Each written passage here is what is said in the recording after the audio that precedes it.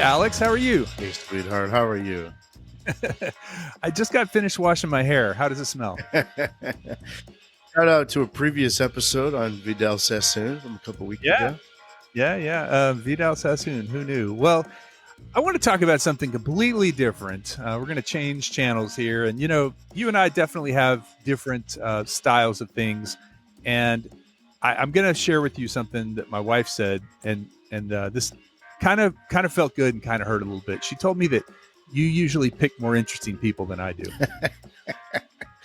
And I don't disagree. Like, I feel like your episodes are a little more they're a little more unexpected or random, and mine seem to be, Teddy Roosevelt, right up the middle. That kind of. But I feel like you need both. Sure, and I mean, I wouldn't say they're more interesting. I think random is the better.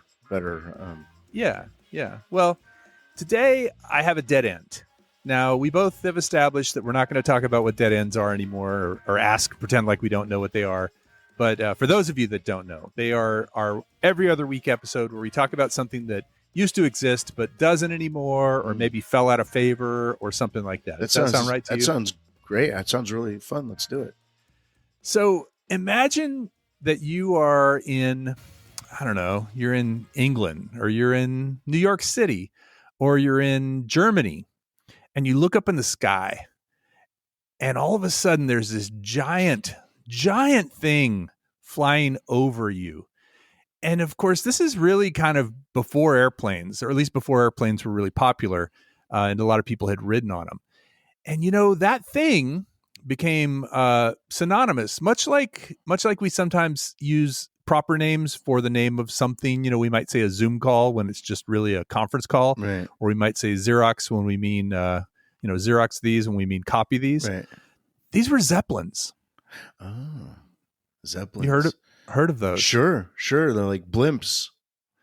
Yes, they are, but they aren't. And I say they're a dead end because actually blimps still exist, and actually we'll get to what still exists and what doesn't. But they were the brainchild of a man named Count Ferdinand von Zeppelin.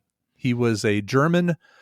He was of noble descent. He had some money. He put a lot of his own money into developing these things, and he had a dream of flight. What year are we talking here? We're talking the late 1800s. Okay. We're talking starting in 1874. Pre-World War. Oh yeah.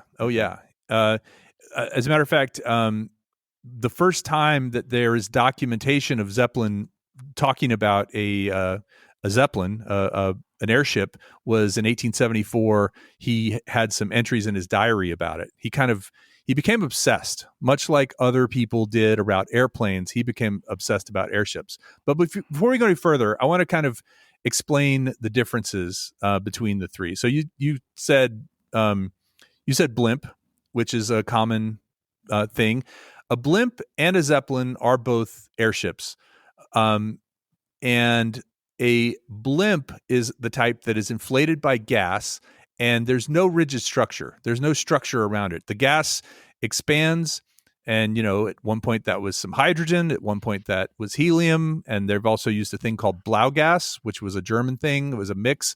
But that would be the way it was held. Its pressure was by pressure, air pressure. So the outside of it's like a balloon, kind of, right? Right. Like you could push in. Yeah. Okay. Yeah. You could push it in because there was no structure. Even the giant ones, like the Goodyear blimp. Well, yes, up until a point. And again, we'll get to the whole Goodyear story a little bit later.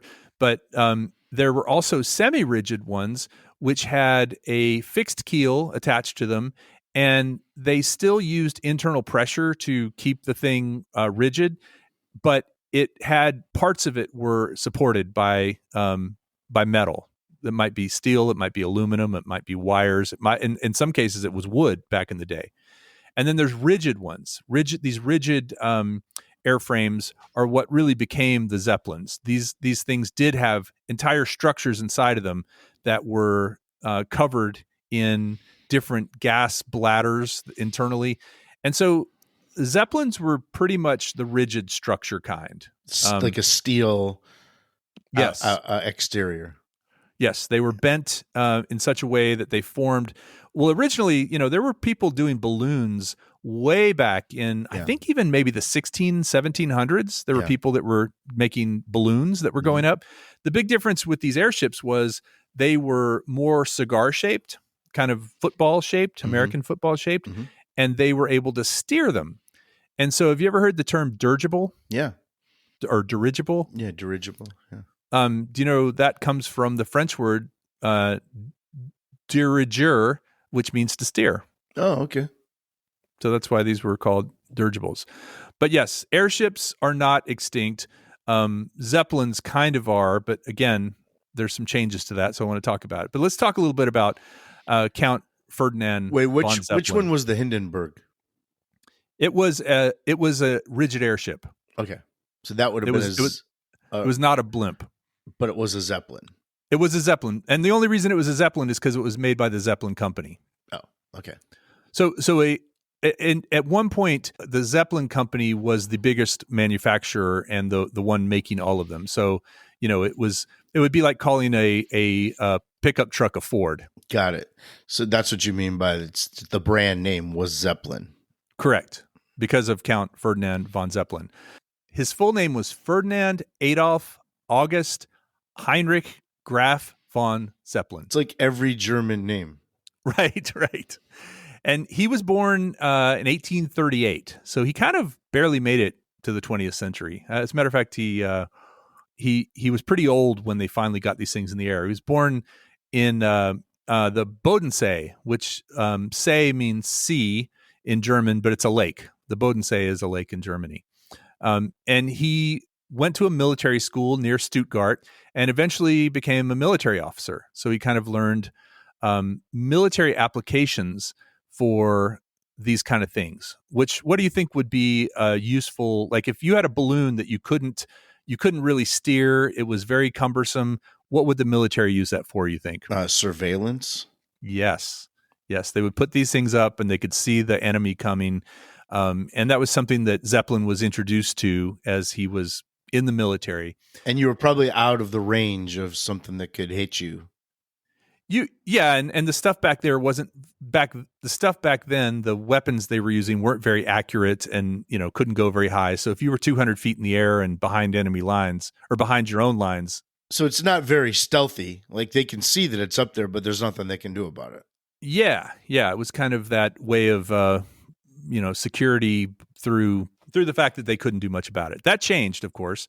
But Zeppelin really became interested in these airships while he was in the military. He was not a young man when he started his company and actually became a company devoted to Zeppelins. He was actually age 52. And back then that was pretty old for somebody when he started building airships. So have you ever heard the term LZ? Like the Hindenburg was designated LZ 129. The Graf Zeppelin was 127, LZ 127. No, I haven't. So that was their official name, LZ, and it stood for, and this was German, Luftschiff Zeppelin. And so Luftschiff means literally airship. So Luft is air, Schiff is ship. So they, wasn't very original. Back in those days too, everything was thought of in nautical terms because they didn't have flight. They didn't have any reference for it. So they talked about things in knots, and they talked about the keel of it, and they talked about the port and starboard, and the pilot was a captain. Sure. So this is like 30 years before the flight, right? Or this is like in so LZ1, which was the first product that Luftschiff Zeppelin made, was built in 1898. All right. So a couple of decades before the airplanes started. Well, the first airplane flight was in 1903. So It was actually only 5 years before the first airplane. But okay. but this was the first Zeppelin. It wasn't necessarily the first balloon. There had been other people building balloons and trying different things, but this was a big difference maker. Now, take a guess how long LZ-1, their very first effort, was, just in feet. How far did it travel? That's what you're asking? No, how long it was, how big it was. Oh. Those things are pretty big, aren't they? Yeah. But this is their first one. Yeah. I don't know. Maybe 50 feet? 420 feet. Oh. 420 feet. So significantly larger than a football field. It had 2 metal gondolas. It used almost 400,000 cubic feet of hydrogen, and it had 17 gas cells. So this thing was a pretty, you think about it, you look at it, it's like, yeah, it's just a big balloon. They weren't really that simple because they had to have this frame structure. They had to have these gas cells. They had to have a ballast and outriggers and engines to make them move forward. And they had to be able to pitch up and down. I mean, there was actually quite a bit of engineering. But is most of that area though for the gas, or like the cabin wasn't very large, right? No, the cabin was not very large. The gondola was used to carry the motor and the crew. That was really, and how big is the crew? So in some of these early ones, it was maybe 8 people because there were a lot of jobs that had to happen. Some of the later Zeppelins would have a crew of 30 people, like the Hindenburg, I think was, 25, 30 people on the crew. Still, though, enormous for that few people. It's like not very efficient. Well, it is and it isn't. I mean, there were a couple of big advantages. So this is also the time when airplanes were starting to be recognized. Their dream was to build passenger ships that were faster than ships, more comfortable than airplanes, and he wanted to have these ability for people to go back and forth across Europe and the United States and South America and all these places.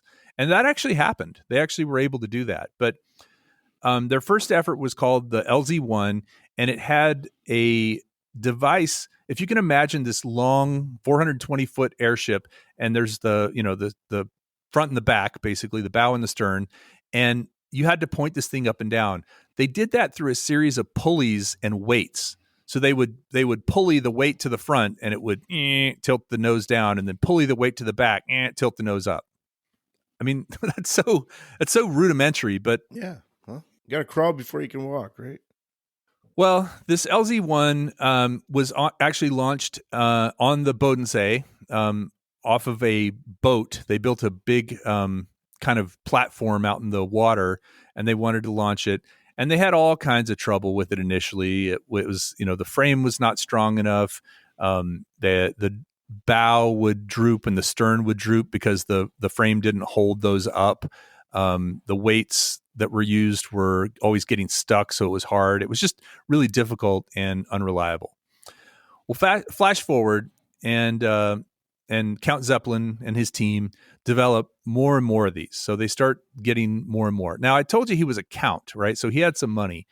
He threw all his own money at it, but he also had to go out and sell people on this and sell the government on it. And he had a really difficult time raising money at times. You'd think this was something a lot of people would want. Well, they really actually, some didn't, and some saw it as a waste of money.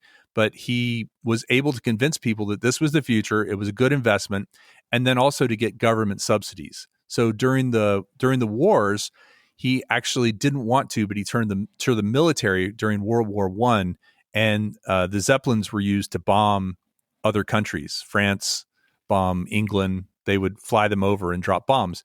And like you said before, they were big, giant targets, but there weren't really airplanes back then, or not very many of them. Mm-hmm. And the guns they had could hit them, but they were actually harder to take out of the sky than you might think. Well, right, because like you said, they weren't blimps. You could take a blimp out pretty easily, but if with the steel structure, yeah, it's probably hard to bring down.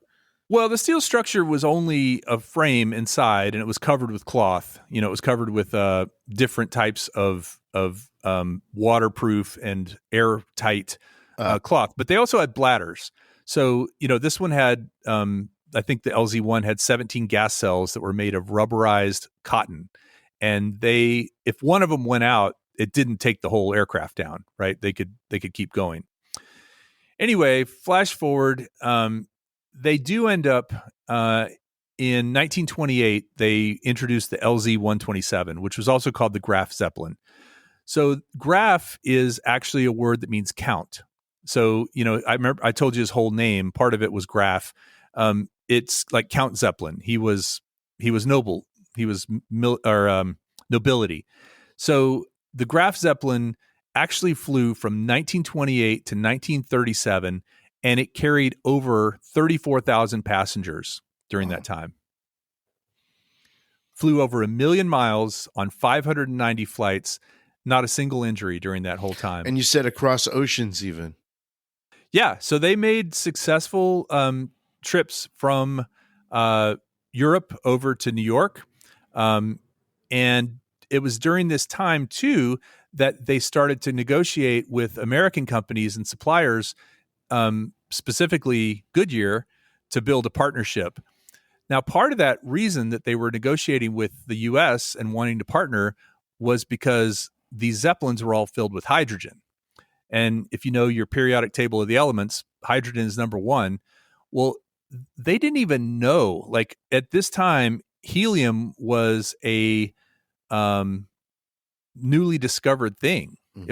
It wasn't something that most people knew about it. And it was discovered in 1903. There was a plane in Kansas where they were drilling for oil, thanks to our buddy Rockefeller, and they hit a pocket of gas. Well, the gas was escaping, and usually if it was natural gas or if it was oil or if it was some sort of petroleum, it would burn. This wouldn't burn. And so they figured out that there was 72% nitrogen, 15% methane, which is only methane is only combustible when it's mixed with a lot of oxygen. It was 1% hydrogen, and then 12% of an unidentified gas. Well, it turns out that part of that was helium. Amarillo, Texas used to be the helium capital of the world. Really? Yeah, okay. For the same, all that oil. Well, this was all the central plains of the U.S., right? Mm-hmm. Which Amarillo is kind of southern part of it. But yeah, this was in Kansas. And basically the Zeppelin company realized that helium was a future. Well, can you imagine some of the problems with helium? Yeah. Because everybody on the flight would have a high voice, you mean?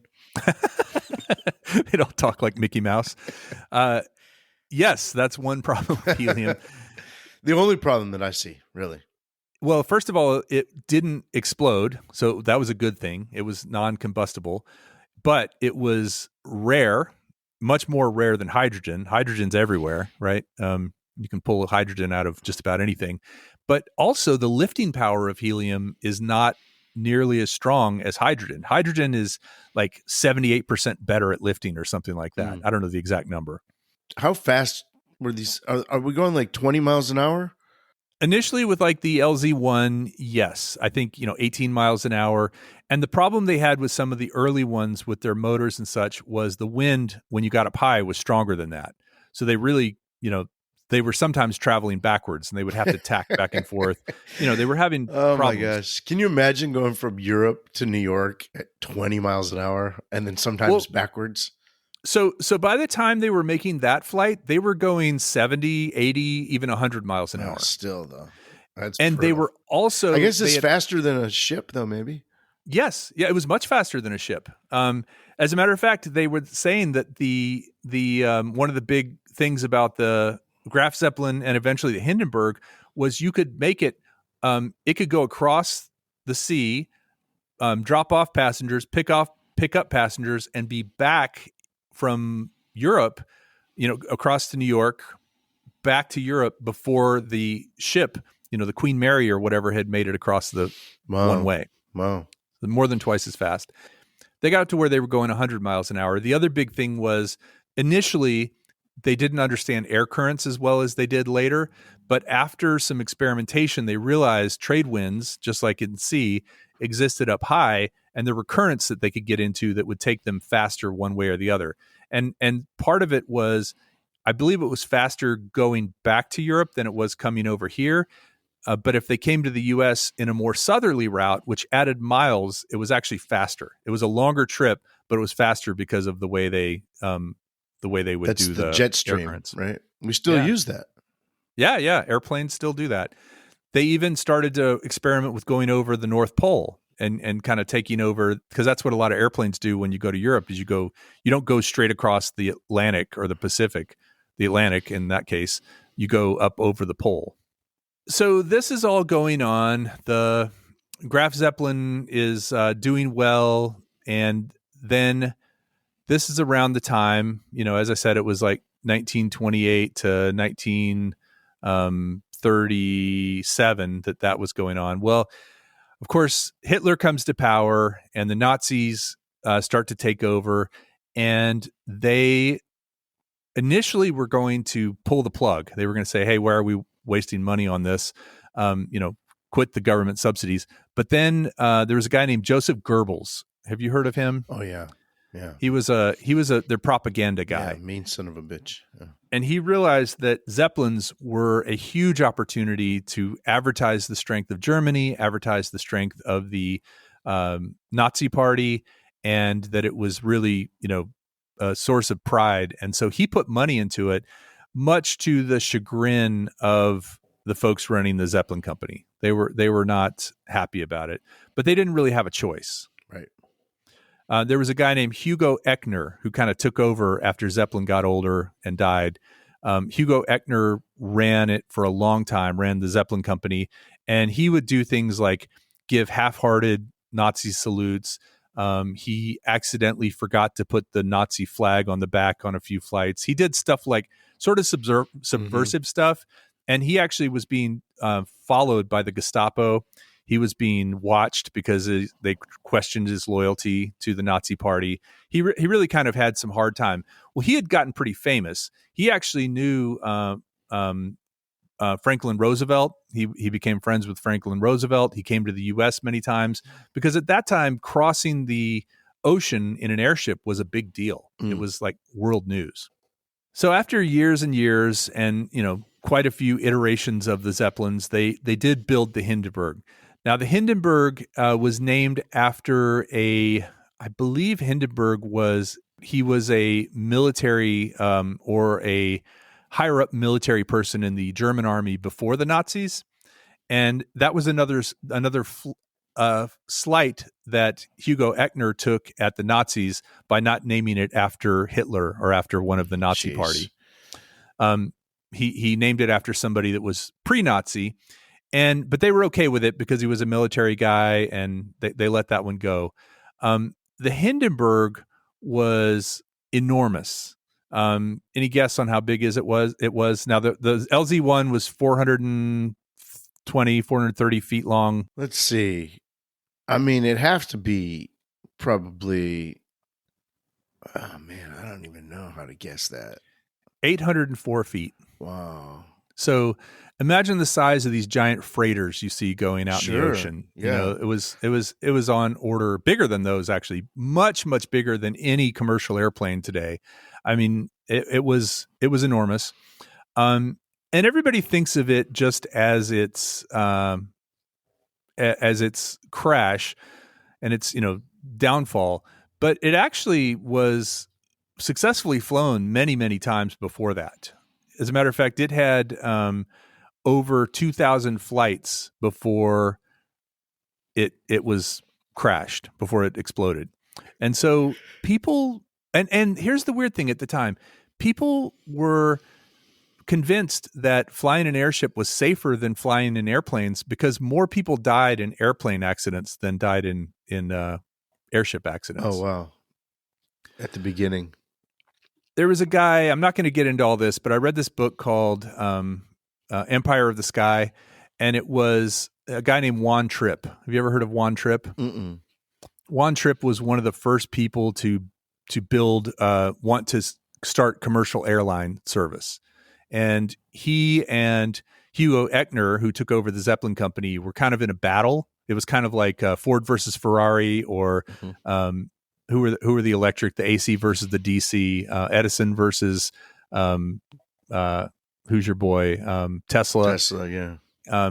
Anyway, this was a big thing because they were proving through those 2,000 safe flights that the Hindenburg was a safe, comfortable, because, you know, you think about it, in an airplane, you're strapped into a seat. You can get up and walk, but there's not much place to go.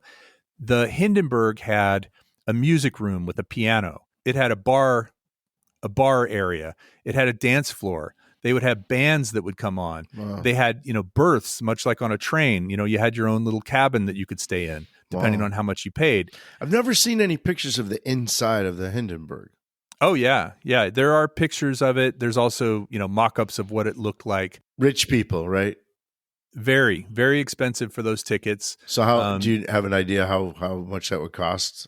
They said it in terms of what it cost comparison to a first class berth in a ship, like to go across. It was like 4 times that. Whoa. So, and it wasn't as luxurious as a ship, because ships had more room, because ships could carry more people. They might not be as long, but they had multiple floors. And so, you know, bigger cabins and staterooms and such. So, but they were much slower. And the other thing that was really popular about the airships and traveling on them was how smooth they are. You don't really feel any shaking. You don't feel vibration generally if everything's going well. It's very smooth and very placid, and the views are amazing. No turbulence. You're not very high up. Well, you're not as high up, but also, you know, you're attached to such a big thing that while there may be turbulence, you don't feel it as much. And these guys were learning to avoid that. That was the big thing with these airship captains, is they were learning the jet streams. They were learning how to avoid turbulence. Some of the earliest crashes and disasters that the Zeppelin company had were when they got turned sideways and the wind was blowing them sideways when they were trying to take off or land, or when they were even tied down. Like, that was huge. That was where they lost a lot of them, was basically winds that would catch the thing like a giant sail. So eventually, 1937 came, and that's the year that the Lakehurst, New Jersey disaster happened on May 6, 1937. And it kind of is what killed the rigid airship, or the Zeppelin. There were 97 people aboard. And do you know how many people died? How many? All of them, right? No, only 35 died. No kidding. 62 survived. Part of the reason why airships were considered safer is, even after it exploded, it didn't drop like a rock. It fell to ground slowly, because there was still hydrogen in it that was keeping it aloft. And so it came down slowly. It did, really the fire was the bigger thing more than the fall. But yeah, 62 people of the 97 survived, many injured. So if you were in a part of the Hindenburg that wasn't on fire, you just glided to the ground. You didn't. I'd say gliding might be a little bit of an understatement, but yeah, you came at probably a fast pace, but not fast enough to kill you. And then the big thing was, if you could escape before the balloon on top of you collapsed. Wow, I never knew that. Have you ever watched the videos of it? Oh yeah, it's brutal. And then that reporter, with the humanity. I mean, right. This was. So, do you have any idea what caused it? Hydrogen. The fact that it was powered by hydrogen. Yeah, but there were theories that it was sabotage. There were theories that it was the U.S. government that sabotaged it because of the Nazis. Really? But that wasn't the case. What happened? Why would you put that out there if it's not the case? Oh, the Nazis put it out there. Oh, that's not you putting it out there now. No. The Nazis put it out there. There were investigations, and there was a lot of international tension after that happened, because there were people that said that a bomb was set off. There were people that said that the U.S. government was behind it, and there was a strange person that was seen on it, that nobody could identify. I mean, but what happened is, when the ship was coming in, and by the way, our boy who took over for Zeppelin, Hugo Echner, he was not flying at this time. The Nazis had kind of like taken that away from him, that privilege. And so there was another guy flying it who was not quite as experienced, still had a lot of experience as an airship captain, but he came in he flew over New York. The Hindenburg flew over New York, and there's plenty of pictures of that. If you look for it, it almost looks fake, but it actually was real, which I think is really cool how fake it looks, you know? It's so menacing, the picture when the Hindenburg blocks the sunlight. Yeah. And all of a sudden it's just that dark cloud, and then you see that big thing over. It's really a cool. It's so big that it could block. I mean, it's not like when an airplane flies over and you might see a shadow for half a second, but but also people would go out on their roofs and applaud when these dirigibles would go by. I mean, this was brand new to everybody, right? It wasn't like you had airplanes flying over all the time. This was quite a sight, and people remembered it. Well, it came into New York, and then it was headed to Lakehurst, New Jersey, to land at a naval station. And what happened is there was a storm at the naval station, so they delayed the landing. And when the storm cleared up, they made some kind of extreme moves because they were running late and they wanted to get the passengers there on time. So they ran it a little too fast. They made some quick turns that kind of stressed the airframe, and a cable snapped inside of it, but nobody knew that. And when they got close and they put the mooring lines down, and there were usually big crews of people that would grab these mooring lines and tie them and hold them and, even walk the thing.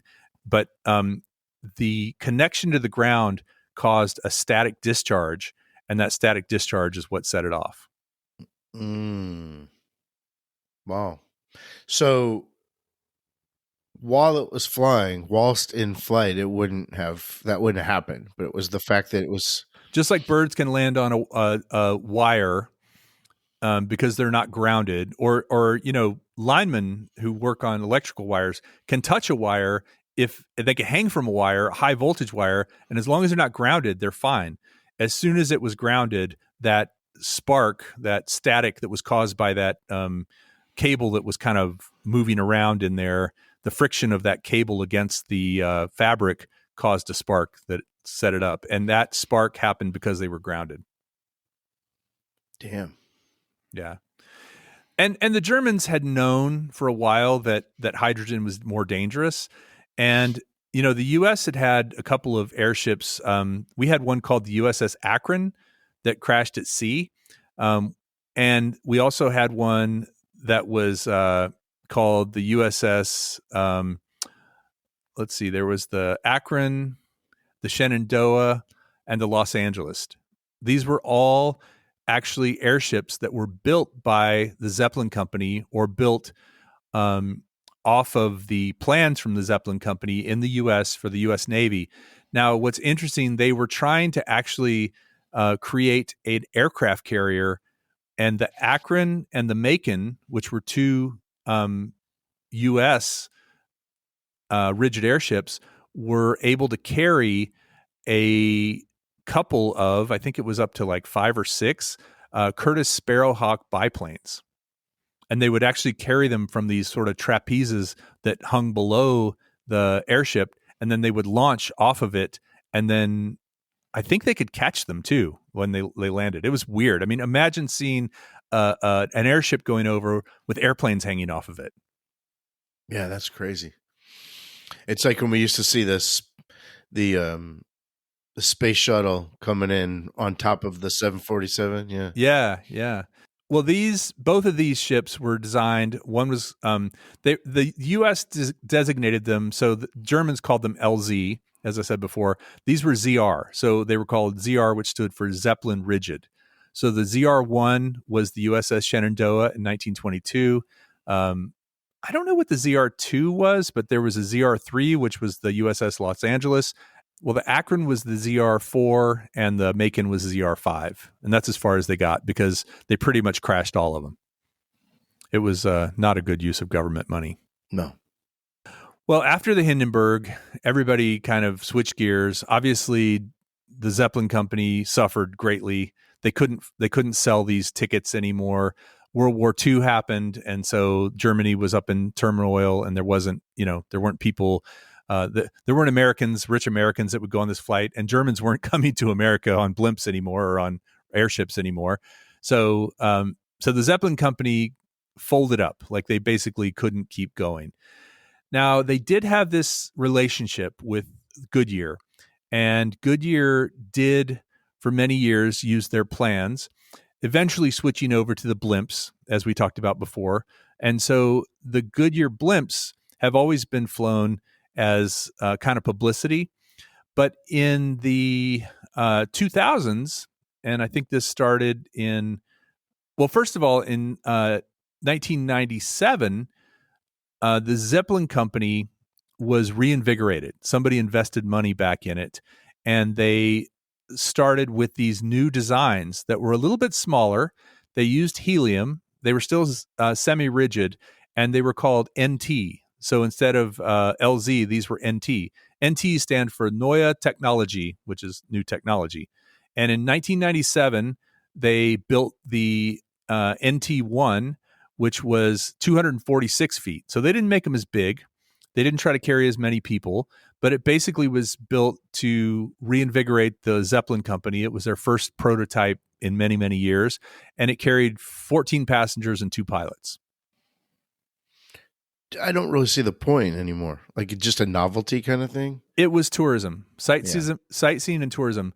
The other big thing is obviously the Goodyear used them for getting aerial footage of things, sporting events or sure. Political events or whatever. But it's also just advertising.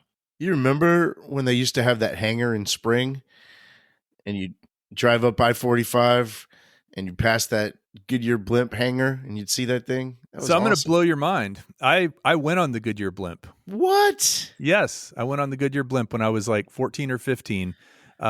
My mom belonged to a nonprofit called Sunshine Camps, I think, and they had a silent auction, and my mom or our family and another family went in on, and Goodyear donated a ride on the blimp, and I think we went halves on it because it could carry like 8 people or 10 people or something.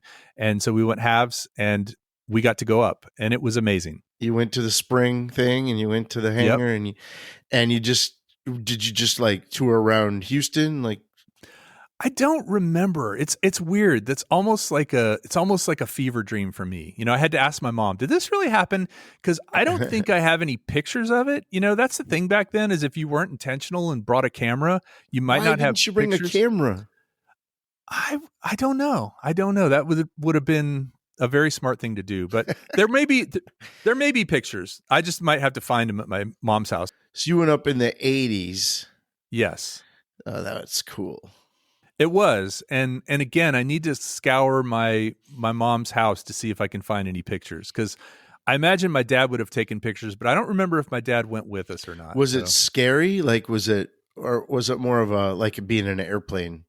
So I'll describe it. And first of all, I've never had any issue with, I don't have an issue with airline turbulence. I've been in private planes. I've just, like 2 years ago, went up in a helicopter several times for a job I was doing.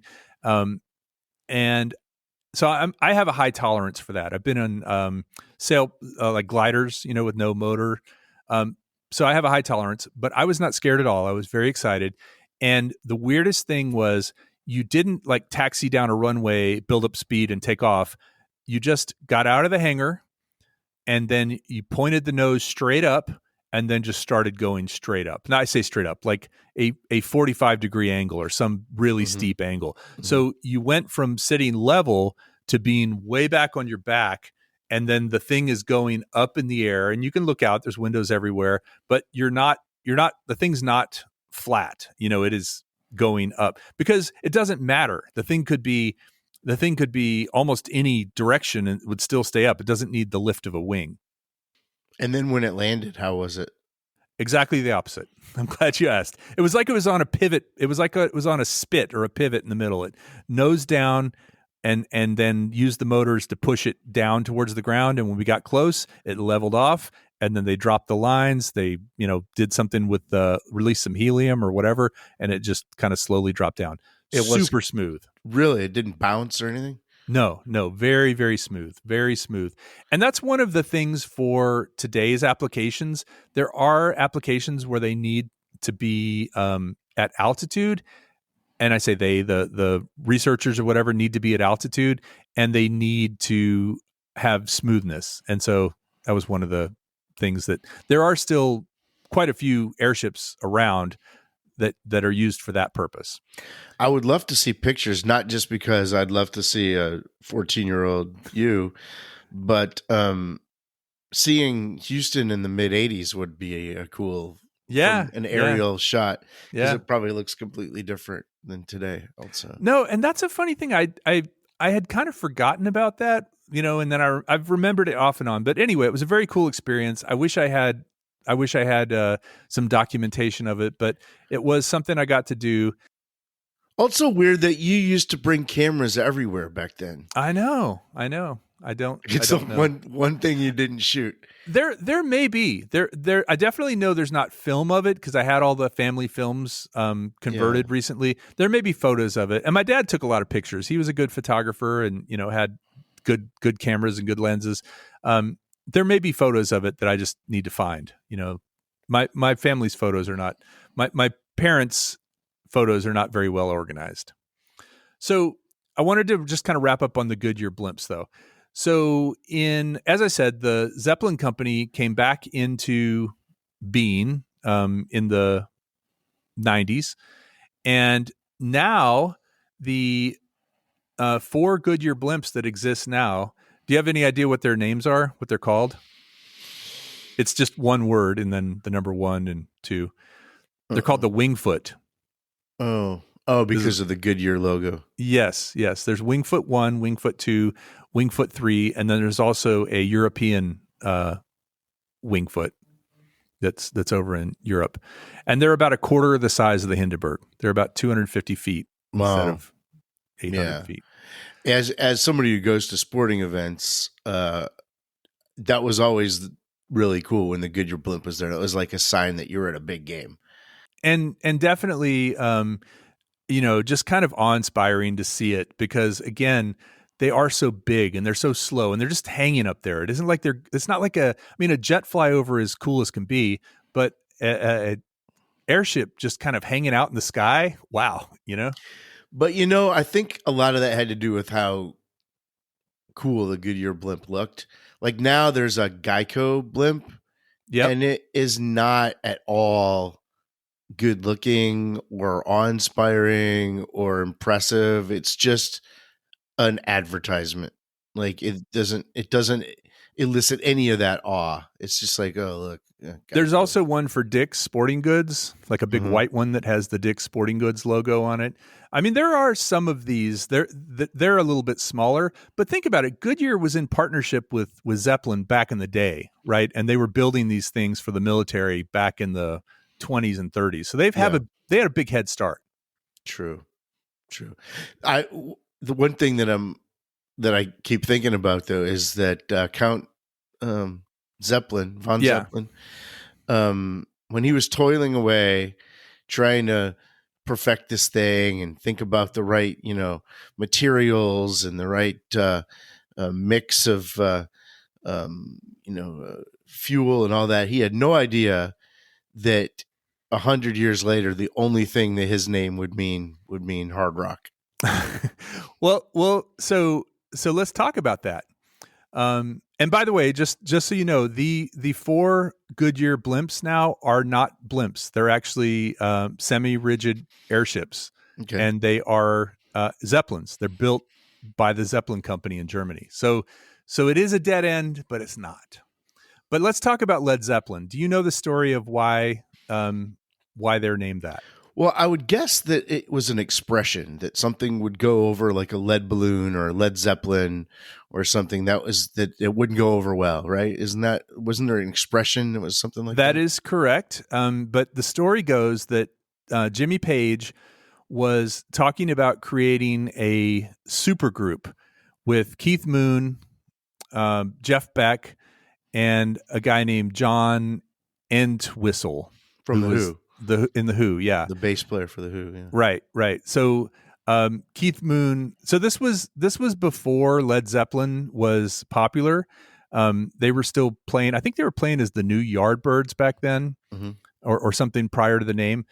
Anyway, Keith Moon said, "Oh yeah, mate, that would go over like a lead balloon," and Page took that and replaced the word balloon with Zeppelin because it's much bigger and more impressive. And then they actually spelled it LED so that it wouldn't be pronounced lead, because LEAD could be. That's smart. Yeah. So you definitely had to say Led Zeppelin. So that's where the name came from. Yeah. So I was kind of right about that. Yeah. You were. And you didn't know that story, huh? Our boy Mooney. Yeah. Under a raging moon. Well, that was probably the longest dead end we've ever done, but I figured there's a lot to that. It's a lead end.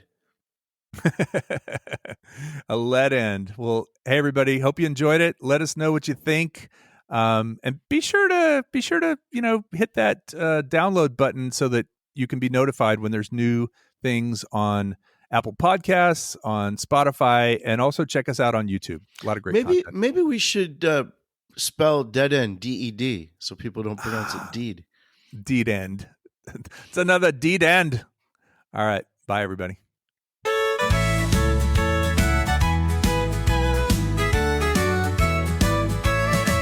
We floated high in skies of old, balloon of steel and dreams in gold.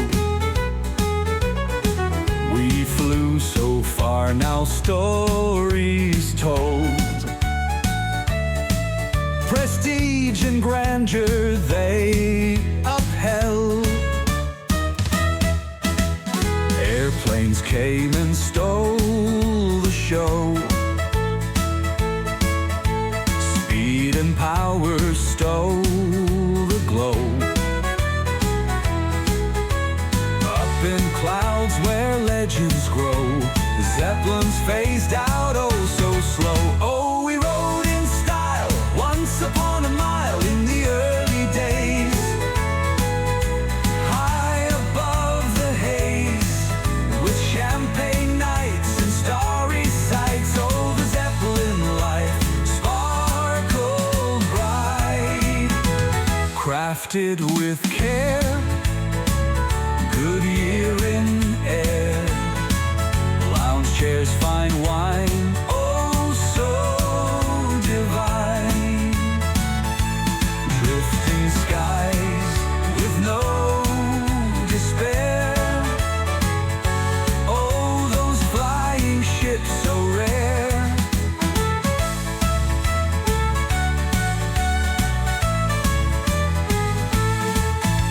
Tales of Zeppelin floating high, romantic dreams in azure sky, a marvel lost, yet we try to keep those memories by and by. Oh, we rode in style once upon a mile in the early days, high above the haze, with champagne